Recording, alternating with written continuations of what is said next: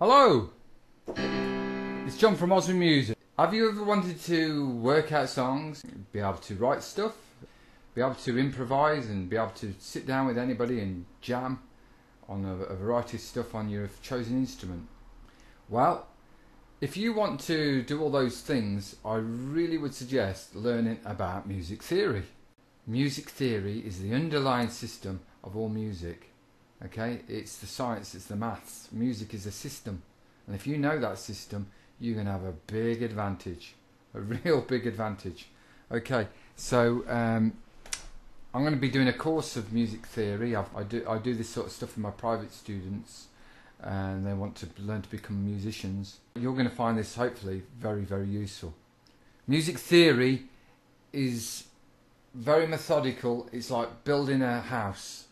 And you go from stage one of learning about the 12-note system. Okay, facts, there are only 12 notes in music. That is a fact. I get so many different answers. Oh, when I say, how many notes in music? 7, I don't know, 8, 1,000?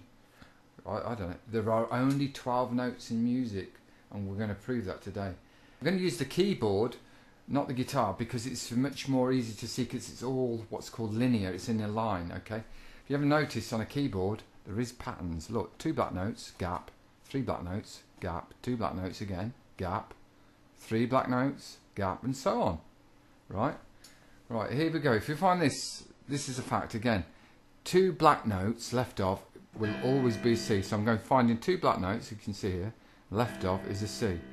Okay, so if I find this other 2 black notes here, because there's 3 there, there's 3, and I cut up to these 2, that must be a C.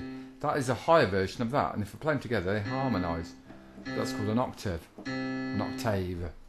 Okay, and if I find another 2 black notes left over, there's a C, a higher version, that works, and C there, oh my goodness, that's a really low version. Okay, if you find 3 black notes and go left off, it's always an F. An F. That sounds right. So there you go, a little locator, 2 black notes left, 3 F.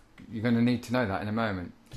Now we're going to talk about this thing called the chromatic scale. Okay, that's a highfalutin name. More than anything, what screws people up is the terminology of music. It can get very scary and intimidating. But as we go and you learn some of these scary names and realise what they are, it's not that difficult. So we're going to come back to that chromatic, but a symbol we're going to need to know about this is a sharp. This like hash symbol is a sharp, and this weirdy lowercase b is called a flat. Okay, right, let me go back to that 2 black notes and find a C. Now I can walk up each of these notes. These black notes are sharps or can be called flats, and you'll find out in a moment. So if I'm going to find 2 black notes, remember that was a C. So I'm going to start that. I'm pointing to that C note there. That's a C. Now if I get higher, that's a C sharp. See that symbol for a sharp? That means getting higher. And I go to this next note is D. And I go to the next one, D sharp. Okay? And then I go to E. And then, hello, no black note. No, because we don't have a E sharp. That's a fact. No sharp between E and F. Right? You just got to know that. Just take that as read. Don't ask any questions about it at the moment. When you learn a little bit more about the Ys and 4s, it'll make sense, but just accept it at the moment. So F, when we go to the next one, F has been sharpened, the black note. We go to G, we go to G sharp, and we go to A sharp, and we go to here, B, and we go back to C. There's no B sharp. Okay, no sharp between, or flat between B and C, and it carries on again. We've just encapsulated 12 notes. 1, 2, 3, 4, 5, 6, 7, 8, 10, 11, 12, and start again. So that's basically your piano. That's your Joanna. It's 12 notes in between. If you play it there, that's 12 notes. 1, just repeats. Okay, it's that simple. Right.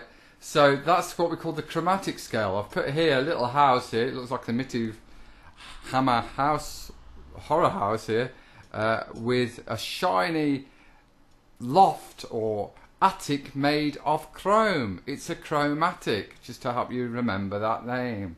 Silly, but it works. Okay. Now, what this means, this flats, we've got things called a flat equivalent. Again, what does this mean? Let's go back to this C sharp business, and go to D. Now, if I go back that way, I can also call this flat note a different term. It's called a D flat. Okay? I know, it doesn't make sense at this moment, just go with it. D sharp, and we go to E, and if we go back to that way, we call it an E flat. So when going lower, we call it flat, E flat. E and F, remember, no sharp or flat. F sharp, if we go to a G, and go back to that one, it's G flat. Okay, are you with me? G sharp, there, we go to A, go back that way, A flat. Back to A sharp, B flat, back to B, C. And you carry on. That is called, special name for it, again, I'm sorry about this folks, I feel I have to apologise for. It's called the harmonic equivalent. So C sharp is a D flat, D sharp is an E flat, F sharp is a G flat, G sharp is an A flat. Remember, look, C sharp is D flat, D sharp is E flat, and so on. Okay, here's the facts. There are only 12 notes in music. That's a fact. I'll put those things in green. And there's no sharp between an E and an F. Here we go. Where was that? E and F, and a B and a C. That will always remain true. Okay, my friends, that is lesson 1 of music theory. We're going to branch out. It's like building, like one of these, a house. You start with the first row of bricks, and that is the first row of bricks. So if you can memorize that or get an understanding of that, I'll see you in part 2, and we'll talk about do re mi and do re Julie Andrews and Lederhosen and all that sort of thing, and get me all excited now. I'll see you soon.